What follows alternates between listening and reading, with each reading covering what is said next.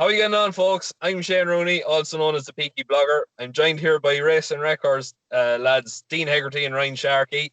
And we're also joined here by a very special guest, Joey Sheridan, flat jockey. Joey, welcome onto the show. Thanks for having me, lads. Yeah, well, sure. Look at. I suppose we may as well crack on while we have Joey here with the interview. Ryan, do you want to start it off? Yeah, Joey, obviously it's been a good year for you. You got to ride probably two of the best horses in training this year, Princess Zoe and Sceptical. Just how was that in general, getting the ride down to? Yeah, I suppose when you put it that way, riding probably two of the best in training, it was good. As I suppose some people get lucky, and I was just one of those lucky people to get to, they ended up getting to ride two very special horses. And I suppose two of them trained and owned by very loyal and decent people that, didn't mind giving, a 7 or 5 pound claim or, the ride on them two special horses. So, I was very lucky. Yeah, and you just mentioned there the owners and that. You're obviously cementing yourself as one of the best jockeys in the country, I suppose. But how important has the likes of Dennis Hogan, James McCauley and Tony Mullins been to yourself? Oh yeah, they've been instrumental. Like, when you're suppose you're as young as me and as inexperienced as me, you need people like, Dennis, James, Steve McCauley and Jim Goff, Tony Mullins, Paddy Keogh, Philomena Crampton. You need the likes of them, decent, loyal people to put you up on them horses where you can, I suppose you can show that you are good enough given the opportunity. And I was very lucky that they are, like I said, very loyal and decent people that isn't afraid to give me the chance, and thankfully it paid dividend. Yeah, and James was telling me you were up in Hilltop on Wednesday, was it? Obviously their stables just upgrading nearly on a daily basis. Is there any horse, I suppose, there that you're very excited to ride in the future, or one that's already there that you're? Yeah, there's more than a few now there. James's lovely team of horses. For obviously Dundalk. Now for the next 2 months or that, but for the season as well, there's a few nice ones there. I suppose one that's already, made his mark already is Dalvey. I think he's really exciting. I don't think we've seen the best of him yet, and I suppose if I was to give you one unraced, I think he might like me saying it now, but I think Pocket Vito. She's shown a lot so far. And look, at James is going to take his time with her, and hopefully now she'll be an exciting filly. Definitely, and Dennis is sort of going through nearly a transition period now. He's not getting as many winners as he probably was. Is there anything coming up in his yard for the flat? Yeah, no, that Dennis is the same as James now. He's a brilliant team of horses there, and under both codes as well, flat and jump. Dennis has the most horses in at the moment, I'd say, as he ever had, and he's only getting bigger. It's crazy the amount of horses he's getting all the time. With a lot more to come in now, I suppose the end of January. I suppose this time of year, Christmas and New Year's, Dennis always, a lot of horses are gone to the sales that he would have had last season, and new horses are coming in. So it's not that he's gone quiet, but it's just that I suppose he's building up horses that have come from the sales and younger horses, and there's plenty there now that we have to be looking forward to. Yeah, and I suppose Dundalk is such an important track in Ireland for the likes of yourselves, all flat jockeys and owners and everything, to get runs out of horses. But obviously there's an awful problem with battling horses out every week. Did you think that maybe Ireland needs another new all-weather track down somewhere, maybe the south of the country? Yeah, it'd be great. It'd be great for obviously all the southern trainers as well. It keeps a lot of people going, but yeah, no, it would be great. Like, sure, like there could be up to 130 horses entered into one, 45 to 65 on any given day up in Dundalk, and that was seen and obviously HRI done a very good job getting more extra meetings in Dundalk in January and February, and that's going to be a huge asset to everyone. But no, it'd be great if there was one down south, especially for, I suppose, the southern trainers as well, because it's a long way up to Dundalk there every Friday as well. So it would be great to have one, I suppose, in around Tipperary there or anywhere. I suppose I am biased because I'm from Tipperary. I know it'd be great to have one there. No, it'd help a lot of people. And I suppose it'd having one down south, it'd create more meetings as well down on top of what Dundalk has, and it'd just break up entries a bit as well. Yeah, definitely. And yeah, that's really it for me, Shane. Yeah, well, look at Joey. I suppose for me anyway, I'd like to kickstart things, just giving a bit of an insight about yourself. Like, where did it all begin for you? And like, to the general public, like they'd nearly know you, or they probably didn't know you before that ride on Sceptical and Ace. Just give, I suppose, a brief introduction, say where you started out to where you are now. Yeah, well, I suppose I always had, obviously my father was always a massive help to me. He was a jockey himself, and I have a few cousins and uncles, and my grandfather used to own horses. So kind of horses were always in my family, I suppose, on my father's side. They were always kind of there, really. But I suppose I really took a keen interest in it when I was about 9 or 10, and I, obviously, to my father, then, I got, I suppose, done the usual, got my first pony, and, one thing led to another, and I ended up going, my father and mother used to take me pony racing, and kind of the pony racing, then, I went to riding out in a different horse racing yard. I started out with a trainer down the road called Stephen Ryan. He's only a small national hunt trainer. And from then I went to Dave Watchman's just for a couple of weeks during one summer. I was still very young at the time, and just at the end of that summer, Mr. Watchman ended up retiring, and he sent me into Ballydoyle just for a couple of weeks experience. I ended up staying there for 3.5 years, until I think it was 16, and I suppose it kind of came to the point there where I wanted to go and get my license, and it was my father, and my father kind of said, Dennis Hogan seems to be a good trainer on the up with loads of horses, loads of handicappers, and a good friend of mine, Liam Healy, obviously the photographer, and Stephen Ryder said we'll be very good friends with Dennis, and they said it's Dennis to go in for a morning, and I did, and I've been there 2 years since now, and things aren't going too bad, thank God. Yeah, definitely all right. Yeah. I suppose, look, we just touched on Sceptical there, and Ryan touched on it as well.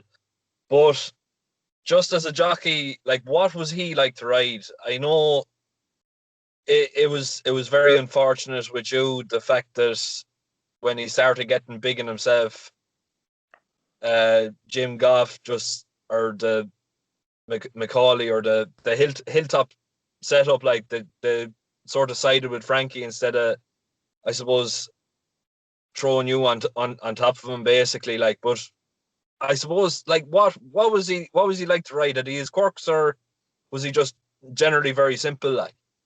No, he was probably one of the most straightforward horses I've ever rode. He was one of those rare horses where you couldn't find a quirk if you went looking for him. He was always, that Dennis even quoted after his when he won the Lister race in Ace, that he's so easy to train. I rode him out every day for nearly a year since he came down to Dennis's. You couldn't find a quirk if you went looking for him. A child could ride him out at home. And even when he came to us, as I suppose he was still generally green when he first came to us. You'd think he was nearly a national hunt horse going down the place the way he was, but as time went on, he sharpened up a bit, and he started to realise what the job was really about. Like, he was still very green his first start, his second start, even his third start, he was still very green, but it was just his class that got him through, and he was still winning. And as time went on, then he really started to sharpen up, and knew what his job was all about. And but you couldn't, like I said, you couldn't find a quirk if you went looking for one. He was, like Dennis said, he was so easy to train, and so easy to do anything with, and he was an absolute monster to ride. Like, he was very big horse, but with the way he covered ground and everything, he was an absolute monster, really. And you know, he was a dream horse to ride over in a 5 furlong race. So straightforward. He could go from the front, in behind, you know, anywhere really. And you know, look, he's a horse that I'll never ever forget, because you know, I make it no secret that he was definitely a Group 1 winner in waiting. You know, and I think he would have been one of those horses that would have kind of captured the general public's imagination in a way, because I think he would have been, you know, he could have went out foreign, nothing seemed to phase him. You know, he could have ended up going out foreign and nothing would have bothered him traveling. Not, you know, nothing phased him. So, you know, Yeah. it's an awful pity, really, to be honest. Yeah, but you're like, that's it. Like, and especially with you, like, it's understandable, like how people would understand like how good of a bond you had, like, because realistically, like, he was I suppose he was the one that sort of put you into the limelight, basically, and he was the one that really set you up to, I suppose, prosper in your career. But I suppose moving on from Skeptical, then you got the leg up on another very talented mare in Princess Zoe. Just, I suppose, is like, what way were you basically, what way were you set up for riding for Tony Mullins? And like, what was it? Like, was it a simple ride with Princess Zoe, I suppose, compared to the likes of Skeptical, like, that's so honest and everything else like that? Oh yeah, definitely. Zoe and Tony's made it no secret, she's not the best of movers. She doesn't have the best of conformation. Where Skeptical, you know, he was a big, you know, big stocky horse and was a lovely mover. Where Zoe's, you know, now obviously they're on two different scales really. Like, obviously Skeptical was probably the fastest horse in England and Ireland at one stage, where Zoe has won over a mile and a half and 2.5. You know, Yeah, so they're on two different scales really. But no, the two of them, attitude wise, you you could compare them on so many different levels. You know, they're both very honest. You know, all they want to do is gallop. You know, and I suppose Skeptical was never brought to that stage, but Zoe always wears her heart in her sleeve. You know, I think the tougher the race conditions, the tougher, you know, how long a race is. She relishes it, you know, and you know, when it really comes down to a fight, you know, she'd be there for you, you know. And France is a prime example of that, you know. yeah, that was definitely, for me anyway, that was definitely a massive contender for ride of the year. Like, the way you were just so patient with her, and you were just, every couple of seconds you were just giving her a little bit more rein, and just, you know, you're reeling in that leader every couple of seconds and just pip them then on the line.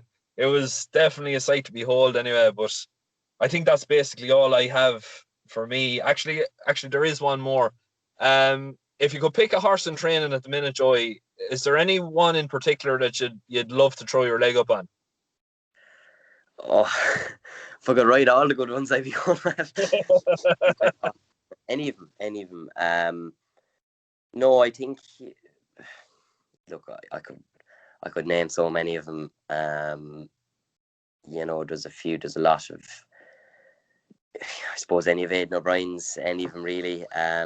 If Magical was to stay in training, I would have loved to have rode her.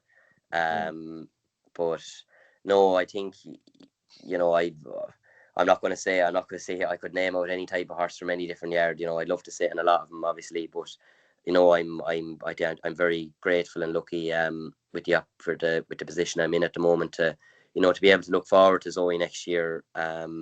You know, I'm even to have rode her last year, even if I never rode her again. You know, I'm very grateful to what happened last year. But no, you know, I'd be keeping in contact with Tony and Paddy regularly, and we're very excited for next year, and I'm delighted to be able to look forward to that. Okay, Dean, have you anything to add? It's just, Joey, what's it like at the moment for yourselves there? I know you've had a few weeks off from the last meeting at Dundalk until Friday night coming. Like, you know, have you been able to, you know, kind of let go over Christmas a wee bit and not have to watch what you're eating, and, you know, kind of enjoy it a wee bit? Yeah, I suppose I'd be kind of lucky in a way. I don't necessarily have any weight issues as such. You know, I'm not. You know, obviously because I'm so young, my weight bounces around a small bit, but it's nothing major. Like, you know, I wouldn't. I don't be handing out, the same saddle with a stone in the difference. I know I'm only young, but my weight is fairly. I hope. Well, I doubt I've much growing to do. I hope I don't have much more growing to do, but I don't have any major weight issues as such. I was doing A3 all last year, and like basically the way my weight is, like I could eat away all throughout the holidays, no different as I was before that. That way. So it's not as if I'm coming to Dundalk now, next Friday with a load of weight to lose. I'm always fairly regular with it. So I'm lucky in a way. Yeah. Like I love Dundalk as a track. Like I get down as often as I can. Like, and we had a horse there running last year. What do you think rides better, the inside or the outside on the home straight? Yeah, that's a discussion that has been brought up a lot. I don't know. It's sometimes it kind of. I don't know if people make more of a thing about it than it actually is at times. Yeah. Like I will admit there has been times now, and I'm not going to say I haven't. There has been times I have come in and says and I've come up the inside, and I've said it definitely is riding slower on the inside, but then a horse could go out in the next race and absolutely bolt up from coming up the inside. So sometimes you'd see all the winners coming down the outside and you'd say it must be riding slow on the inner and no one's going near the inner, and then other times then everyone comes up the inner. It kind of depends as well, and I think, I have heard rumours that sometimes Dundalk can kind of, if it's really hot and sunny, can get kind of clammy and it can kind of ride maybe a bit slower, or if it was really damp it might ride better. I think it's kind of much of a mush just now, to be honest. It just, people can be biased with that type of thing. Yeah, no, it's funny because like yourself, like everybody kind of heard rumors last year, but it rides quicker on the outside and that suits horses better compared to the inside or whatever. Like, it's just interesting to get a view from somebody that rides there regularly. Yeah. Just another question, just mine. What's it like, Joey, for like yourselves now? Sponsorship, or is there plenty of people willing to invest and the likes of sponsoring yourselves and other jockeys for the upcoming season, or is it something that maybe people are finding harder to get this year with all the COVID crisis? Yeah, well, I suppose I'm very lucky. I have a sponsor since nearly I started. Liam Buckley Car Sales. They're a car sales place just up the road from where Dennis trains. A man called Dara Hayes runs it. He's a very good supporter of the yard, and he's a very good supporter of the local community. And since I first started riding, I suppose Dara was always very good to me, and he ended up being my sponsor. So I suppose I'd never really looked into that side of things as such, because Dara's always been so good to me that way with sponsorship. But I suppose if you look around in the weigh room, there's a lot of people that does have sponsorship. So I suppose, look, obviously with COVID and everything, it's not going to be as easy for people to dish out sponsorship. But the majority of the lads in the weigh room would have a sponsor. So look, it's nothing I've never really looked into, because I've always been lucky. I've had a very good sponsor in Liam Buckley Car Sales. But at the same time, if you do look around the weigh room, a lot of the lads would have one. Yeah. That's good. That's about all from me, Shane. Yeah, that's it. Joey, you're welcome to stay along for the review and the preview coming on for the next week. I know, look at, you're a flat jockey and all that, but we'd still, I suppose, be very grateful for your input as well, being a jockey as well. Don't mind at all, whichever you want. Yeah, well, lads, I suppose we may as well kick things off by looking at Stevens' day. For me, it wasn't really a great one on the betting side of things anyway. I couldn't pick me nose, never mind a winner. But for me anyway, the most impressive one, it's hard to pick. I definitely look at Franco de Port. For me, definitely stepped up massively. Now, myself and Dean Hegarty, we did agree with Felix Deji. Ryan obviously went for Franco de Port, and he wasn't shy about telling us he was right. But yeah, no, in fairness, I put my hands up and say I honestly thought that he was going to need a run in graded company, and I thought he was going to need a bit of a slightly easier introduction than meeting Felix Deji, but he put them all to sleep. It's as simple as that. Like, his jumping was impeccable. The way he travelled into the race was absolutely sublime, and he just made it look like child's play. Really, it just goes without saying. Then in Limerick, there wasn't really anything that really caught my eye. I suppose, look at, I haven't really anything in here. Palm Beach was disappointing. I thought, look at it could have been Joseph's Triumph Horse, and it certainly had an awful lot to like about it, and it was very similar to Sir Eric, but I don't know. It just looks like a bit of a frustrating horse to get right, basically. After its second to Crassus in Limerick, I thought it was going to absolutely hose up there on Stevens's day, but it never found a leg, and it didn't really look like a Cheltenham horse, basically. Lads, what did you make of it, or was there anything that like really stood out? I know I nearly know what Ryan is going to say. He's going to say the exact same thing as me now. Yeah, that's it exactly. For me, like, I just didn't think Felix Deji was going to win that. I thought it was between Franco Laporte and Dover Star. I was, leaning towards Franco Laporte. Dover Star went too quickly, in my opinion. And Franco Laporte was just out of this world. Frodon obviously winning the King George, that was lovely to watch anyway. Then Epatante got bet by Silver Streak. And then I suppose my banker of the day, Asterion for Lunch, fell at Limerick, so that wasn't very good. I had you warn on that one. I says this lad is an absolute nag to jump. He'd try and kill himself in the jockey more so try to get over it. But I look at, in fairness, it was his first and only mistake. Yeah, his first and only mistake. I was just about to say it. Like, he was going very well, and he was jumping fairly straight. Like, it certainly looks like his jumping is definitely improved. But just for me, I thought, like, what price was he? He opened up in around 8 to 15, and he drifted out to even money. I know, Ryan, you were all about him at, I think, was it 11 to 10. 11 to 10.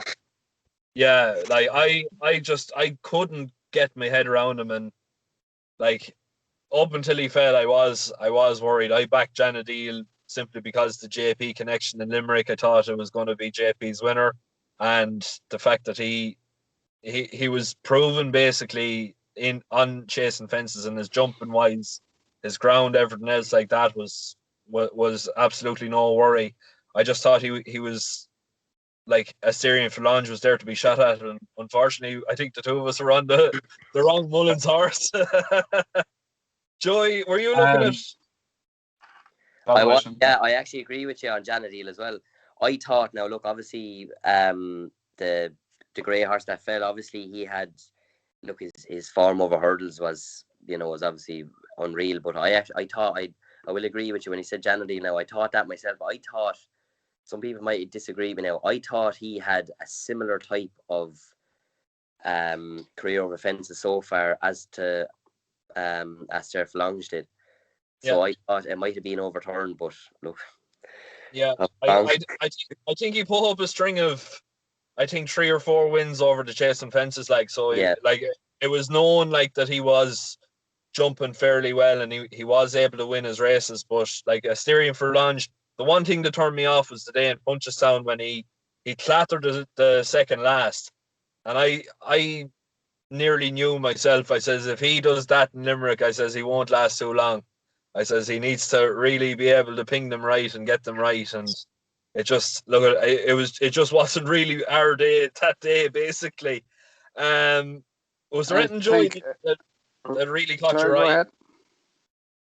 Yeah, well, I suppose Frodon, in a way, I suppose the girls are really taking over this year, obviously, with Holly Doyle and everything. So, for someone like Bryony Frost then to be doing it over jumps as well is good to see. like you were saying, I suppose it was a small bit of a show. I thought Darver Star was going to keep going, but no, I suppose Froden in the King George in a way, yeah. Yeah, definitely. I was Hold on, enter Gold Cup calculations. Yeah, I seen that article actually. Paul said he'd probably go straight for that. Like if he comes to Cheltenham in the same form as he was for the King George, sure he'd have to have a chance, wouldn't he? Now I know the Gold Cup will be a totally different kettle of fish in a way, but like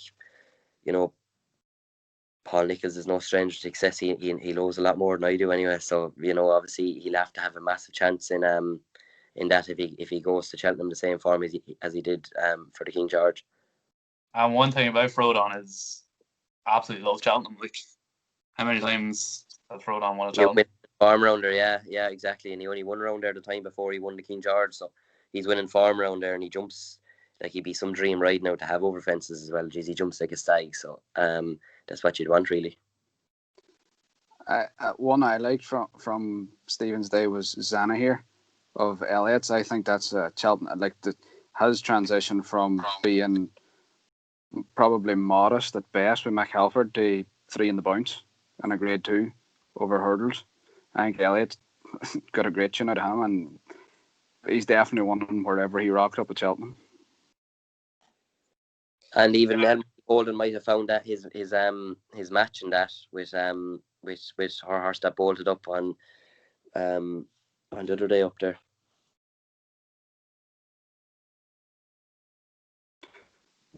That's good enough for me. It's just it's gone off the top of my head, but definitely look at for me.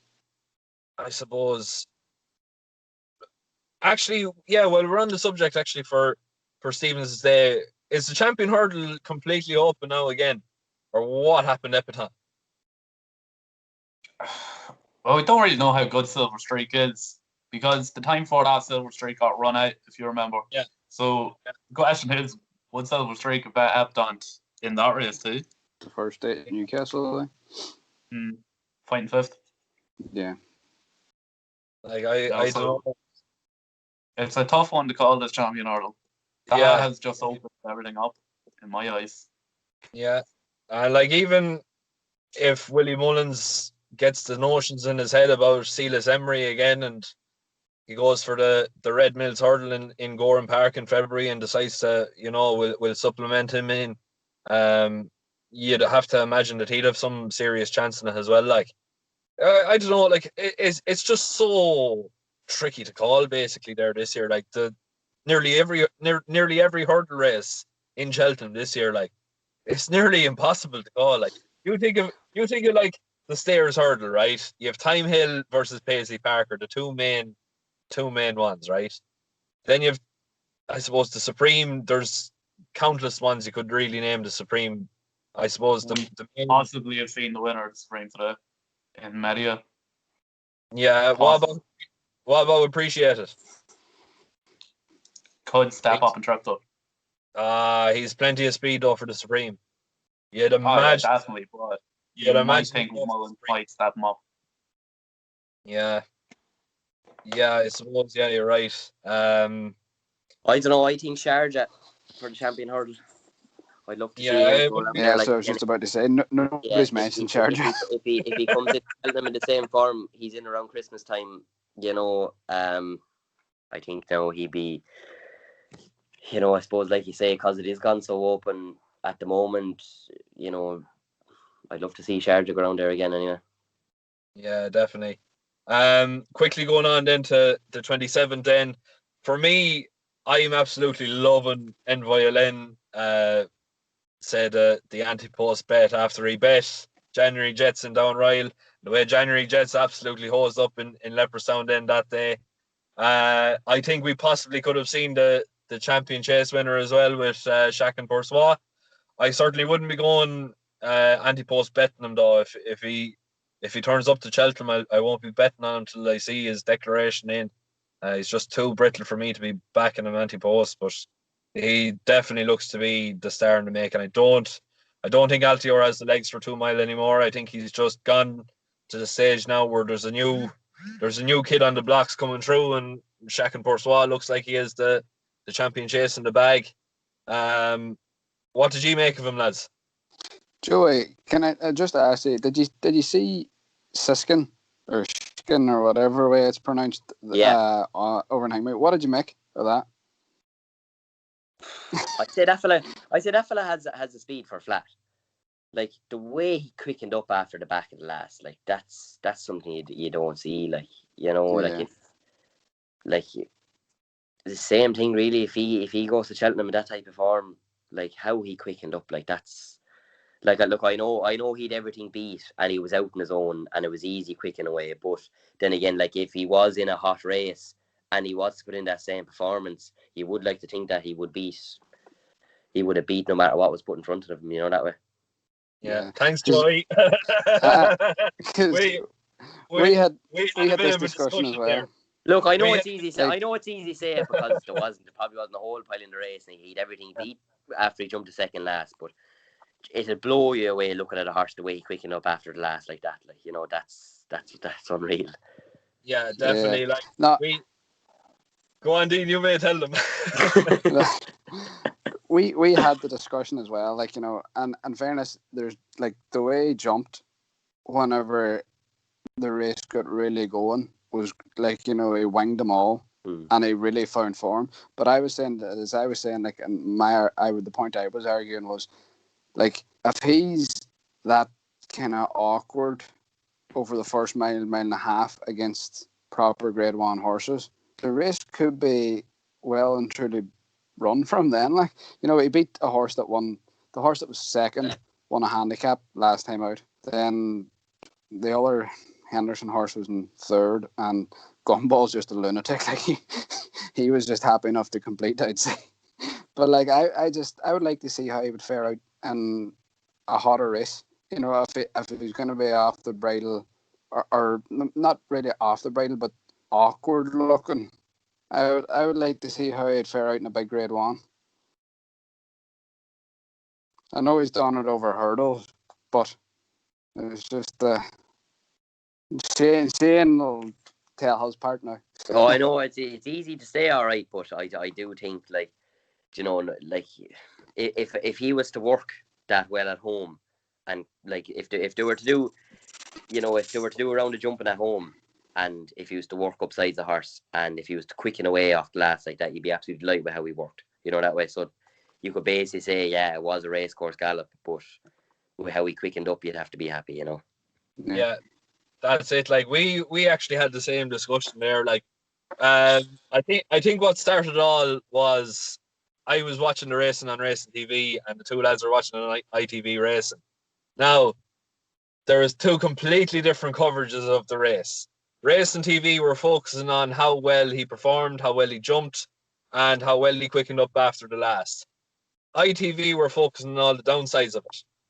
They were focusing on the mistakes, and that if say Ruby or AP were on his back, like that, they'd be worried about this and that. And like, to be quite honest, I don't know what they said or anything like that. Like, as like I said, I was watching Racing TV, but like we had a serious discussion there, and I'd say it went on for about an hour, just talking about Shishkin there for a good solid hour anyway.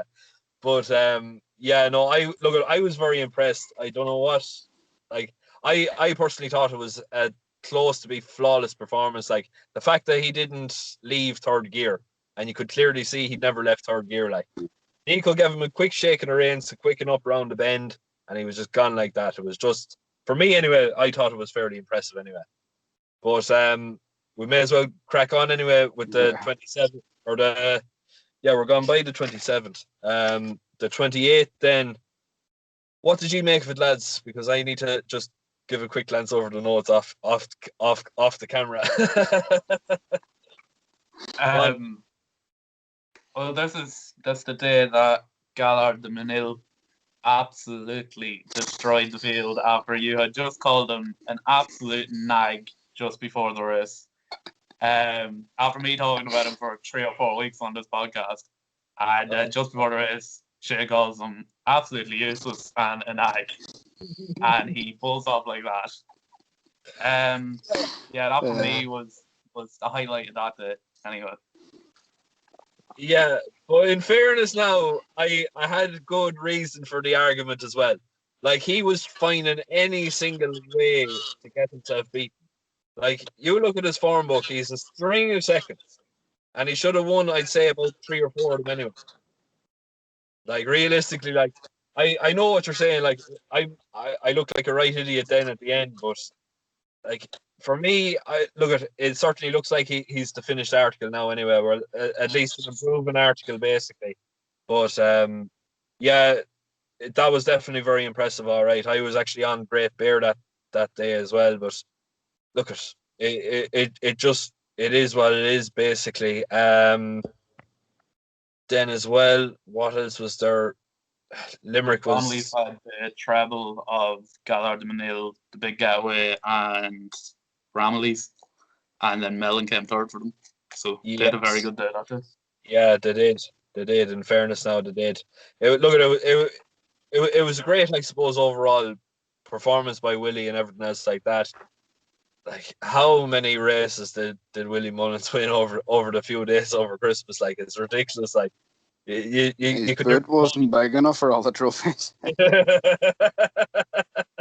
but that's it. Like, it's just like it was just totally a Willie Mullins walkover, basically. Like, every single race, Willie Mullins was winning this or Willie Mullins was winning that. Like, it was just it was very, very impressive. Now, in fairness, the 28th. Then I think that was the day when wasn't that the day when Monkfish won, wasn't it? That's the Could have been, 29th. 29th. Where my 28th is then. Ryan, That you was back up there. the 28th. That was Gallard de Manil. We had the 27th covered. That was Altior. So the 28th was Gallard de Manil. So the 29th was Monkfish. Okay. And Liz. Okay. The You guys are cracking on because 28th had Absolute Card and the Saddle Chase had the Christmas hurdle as well. Yeah, but what you think of the Saddle Chase? Absolute Card beating Camboy and Mellon at the end, and Manali Indo falling, and that was some racing. Yeah, it was a very impressive ride by Darragh O'Keefe, in fairness to him. Like, the way he just managed to find an extra gear out of Absolute Hard, like, and just absolutely gallop all the way to the line. I don't really know, like, I don't think we're going to see a strong, I suppose, Gold Cup contender there. Like, when you put it all into perspective, like, Absolute Hard hasn't the best of record around Cheltenham. Like, himself and Manila Indo, wasn't it? Himself and Manila Indo were pulled miles clear of champ in the RSA. And it looked like it was going to be one of the two that's going to win. And the two of them just decide to, no, I've had enough. I'm pulling myself up, and I'm not basically doing it today. Like, so I don't know whether it's Cheltenham as a race course itself, or is it just a bit stubbornness, really. But certainly Darragh O'Keefe gave Absolute Hard the best ride I've seen Absolute Hard riding. Anyway, that's the realistic fact of it. Like, and obviously Darragh O'Keefe is definitely a name, an up and coming name for the future, and I've spoken to him a couple of times, like, and he's top class, like, and he's such an old head and young shoulders, like, you'd nearly think by talking to him like he's about 30 or 40 years of age, like, but like he's only a young lad of, was it 19 or 20, like he has absolute brains to burn in terms of racing, and he's certainly going to be a champion jockey in the future. I definitely think he's going to be that generation's big thing, in terms of national hunt side of things anyway. But yeah, I honestly can't fault Darragh O'Keefe. I hold him in high regard as one of Ireland's best jockeys anyway over jumps. Joey, what did you make of that race? Yeah, well, I see on Twitter afterwards, Nick Luke says he tagged Henry de Brabant. He says, "There's your Gold Cup winner, Henry." You know, look, obviously with Manila Indo falling, you know, he's a big follow, and with say the Gold Cup standard. But Patrick Mullins did say that he felt like that nearly the race was nearly left out in the track with him, with him and Kemboy going toe to toe. So, look, I suppose them two horses went, they went, like I said, they went toe for toe, and then I'd say obviously just, a Plutarch caught a second wind and Kevin Dunham on the line, it has been done before, but, just, I suppose half people are saying that he's definitely a Gold Cup contender, and then some people are saying he isn't, so I suppose we'll see in March. Yeah, that's it. It's certainly plenty of ifs and buts anyway, but we may as well keep things on the road anyway, and we may as well crack on with the 29th then. For me, I certainly think Ascan has a big run in her the next day. If you just look at the first race of Leopardstown, you'll see she was miles back. I think she was in around 12th or 13th, running around the final bend. She stayed on for third. She absolutely flew home with a wet sail. I certainly think the ground is definitely going to be no problem to it. Realistically, she is improving with every run. She's a very solid each way backer, but I certainly think that she is going to get her day in the limelight again. Monkfish, obviously, very, very impressive. I certainly think he is realistically the RSA winner waiting to happen. Basically, like he's a class above, lads. The reality is, I haven't seen a novice over 3 miles that's even close to jumping as well as him. Now, the only one that I would say is slightly better on the jumping aspect of things is N-Violin, but we don't need to go into too much detail with him. Like, he's just a monster. Like, he's a tank. But yeah, definitely, I certainly think Monkfish for the RSA is a great shout. I don't think there's anything there to beat him, really. We obviously know he likes Cheltenham, and he likes the good uphill finish, and realistically, the world's his oyster. There's nothing, I don't think, that's going to really challenge him too much. But look, then again, I could be wrong. I've been wrong on plenty of things before. What did you make of the race in 29th, Lance? Or what did you take out of it for going forward into the new year? I know Paul Nolan. 29. Sorry, go on. Oh, Beltway, Joey, Beltway.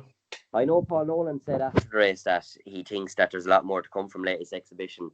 But at the same time, we don't know though, because Monkfish has bet him over hurdles, obviously, in Cheltenham, and he's went and done it then over Christmas in Leopardstown again over fences.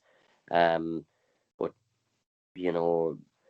Paul Nolan would obviously know the horse inside out, and he does believe there is more to come from him. So it'd be interesting to see if latest exhibition would turn the form around with him.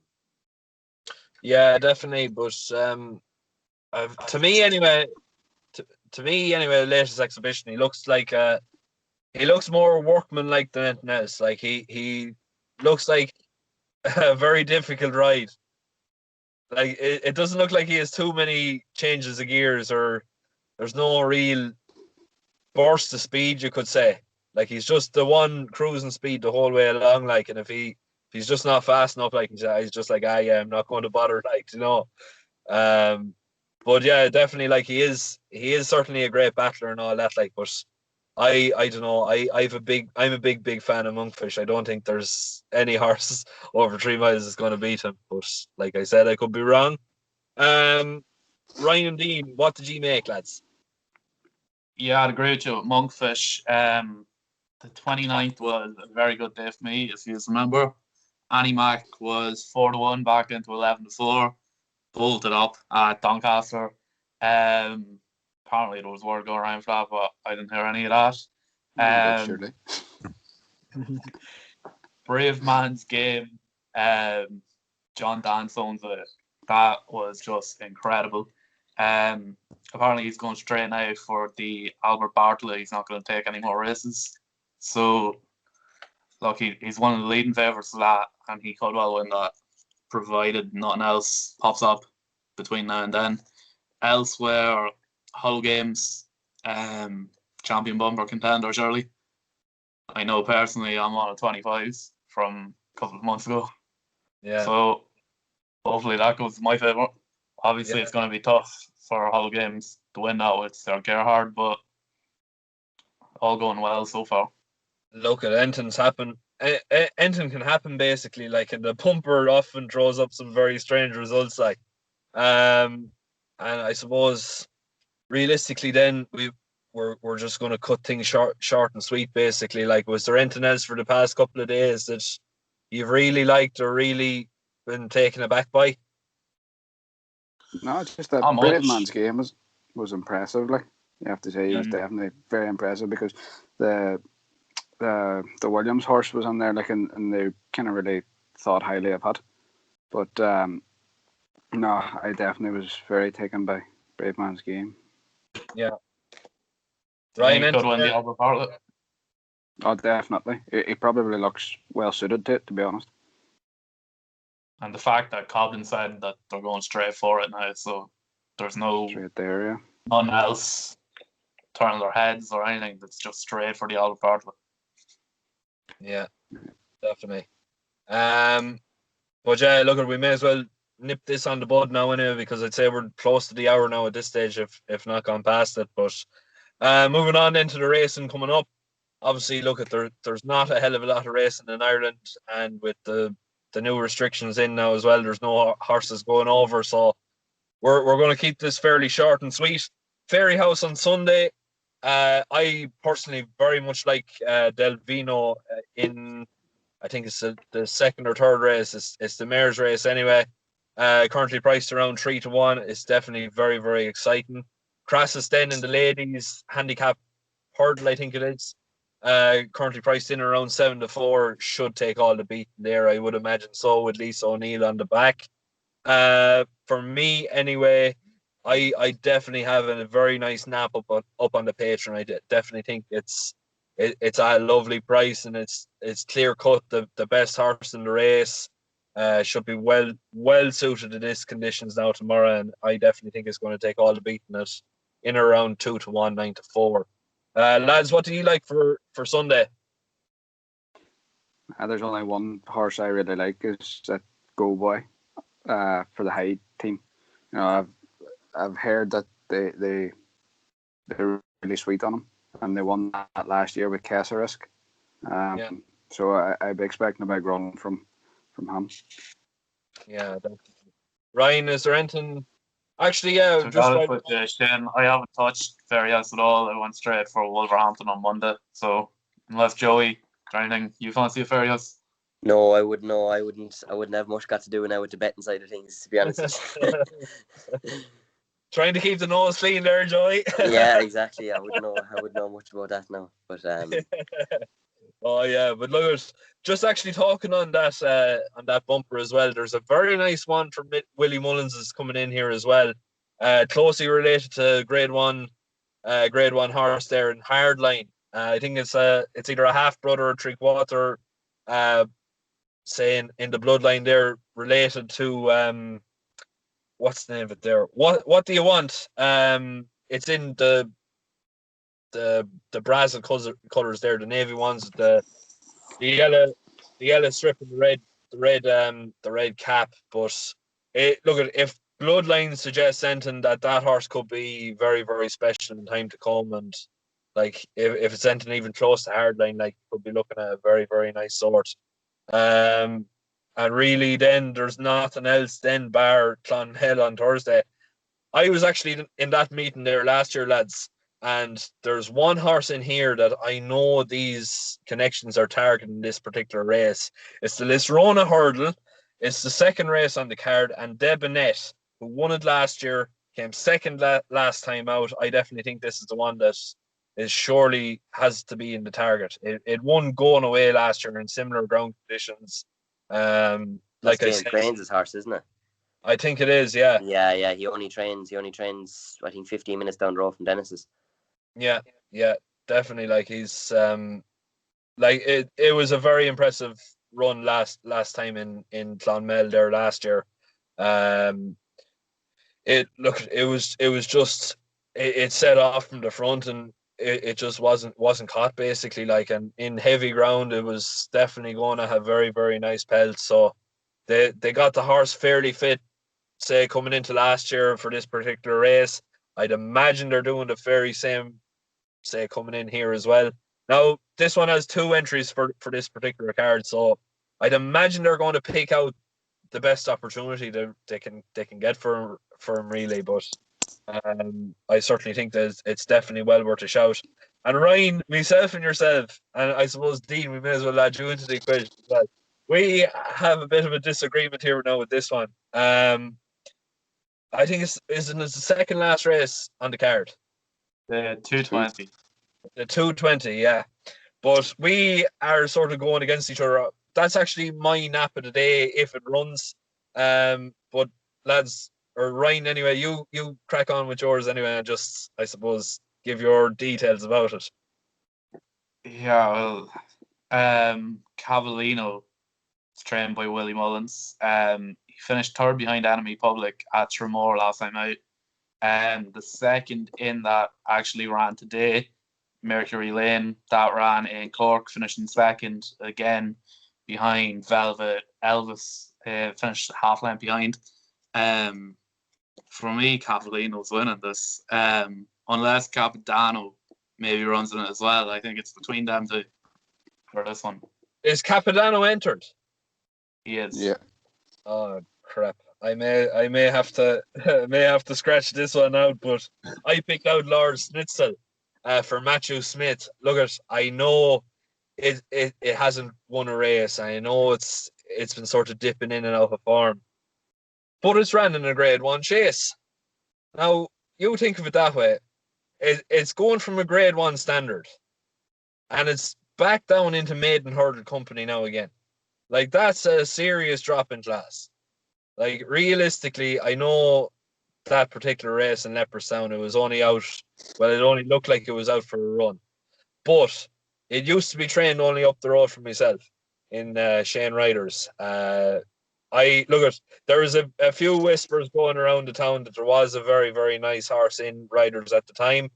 And of course, it came out to be this Lord Snitzel, like, that he was very fond of this horse, and it was clear as day. Like, when he started off in the bumper, like, he booked Jamie Codd on for him, like, so, like, you wouldn't see Jamie Codd riding for Shane Ryder every day of the week, basically, is what I'm trying to say.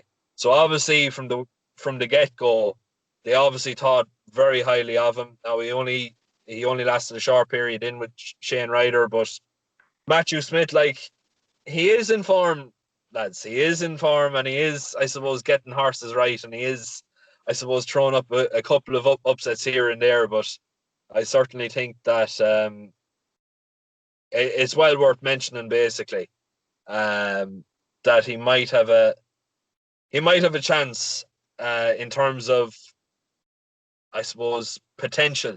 The fact that he was running at a Grade 1 standard and he was good enough to get into a Grade 1, the fact that he's back in maiden hurdle company, like, is certainly interesting for me. But like I said, I'd probably have to change my considerations now to Capodanno is in it. I certainly think that was a 3-horse Grade 1, and he finished 40 lengths behind anything else. I know that, and I understand what you're saying, but he's been a hurdles race, and he finished 9th in Ferryhouse. There was 19 runners in that race. Only 9 of them finished, and he finished 9th. Yeah, and but he like, was I think miles behind anything else in that as well. Yeah, okay. I think we should look ahead to Dundalk on Friday night. Right, okay. And leave that I cat behind. I didn't look at Dundalk, lads, to be perfectly honest with you. I wouldn't know too much about it, as you all know, but I let the 3E crack on if you want. And just, I suppose, hopefully Joey might be able to give us a bit of an insight into his rides coming up and different things like that. I'm actually suspended the first day, so I'm not back till the 11th. Okay. Lovely. So I won't be able to give you much insight to that either. An extended holiday. Yeah. Oh, Jesus. Well, sure, we can touch on. Well, I haven't looked at the card, Ryan. Have you? Yeah, Andrew's on it out, Heard of that? Well, that seals that deal then. Yeah, that's it. So I was wondering when you said that, I was like, I didn't see no Andrew's that. Like, Oops. oh yeah, before we let you go, is there anything over the winter that we should be watching out for?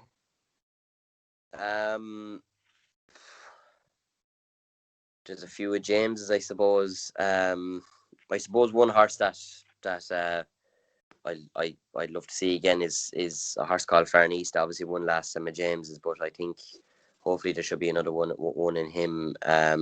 He kind of had a few problems and things, and he'd go and have a bit of a break. And James has done well to get him back, because he did have a few problems, but he seems to be back to his best now, and hopefully he'll be able to pick up another one.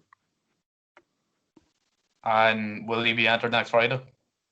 Yeah, I'd say yeah. And if he doesn't get in Friday, he should get in Friday after winning. But if he's not in Friday, hopefully, I hope he gets in Monday instead. I'd rather ride him Monday. Yeah.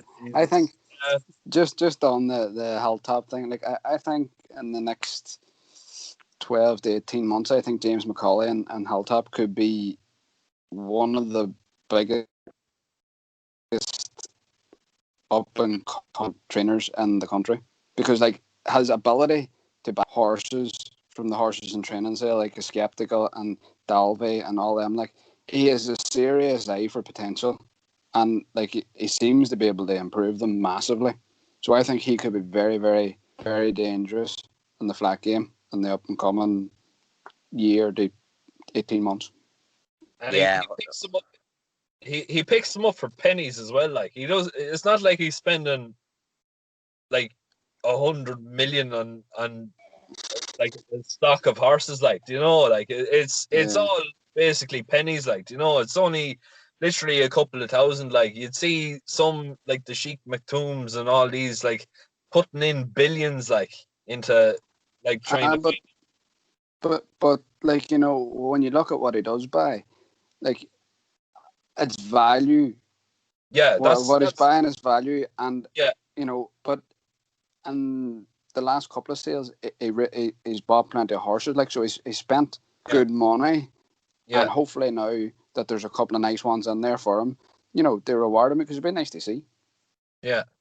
But like that, like that's exactly it. Like it's all value, like, and it's like you said, Dean. It's certainly a great eye for talent and potential and everything else like that. Like, but like I honestly don't know. I don't know how he does it. Basically, like you see, like goffs online there, especially like in COVID and everything else like that. Like there could be horses there that's well bred, and they might be making anything in the ring. Like, and next thing I hear is the hammer down. I was going to Macaulay there for €2,000. Like it just doesn't make sense. Like I can't make head nor tail of it. Like, but yeah, look at it. He's definitely doing everything right, and he's doing basically all the right things and to succeed in the game, and like very best of luck to him and everything else like that, and best of luck to yourself as well, Joey. Like that's getting plenty of rides for him and everything else like that. But are we ready to finish up, lads, or do you want to ask anything else? That's good enough for me. Yeah, all right. Well, sure, look at thanks again for tuning in to the Irish Race an Hour. I've been Shane Rooney, Dean and Ryan. Thanks very much for joining me in this, I suppose, little episode. And as well as that, a very big thank you to Joey Sheridan for taking time off his busy schedule to join us here as well there today. Like I said, I've been Shane Rooney, and thanks very much. Please make sure to keep liking, sharing, and subscribing. Yeah, thanks. Thanks, Joey. lads. Thank you.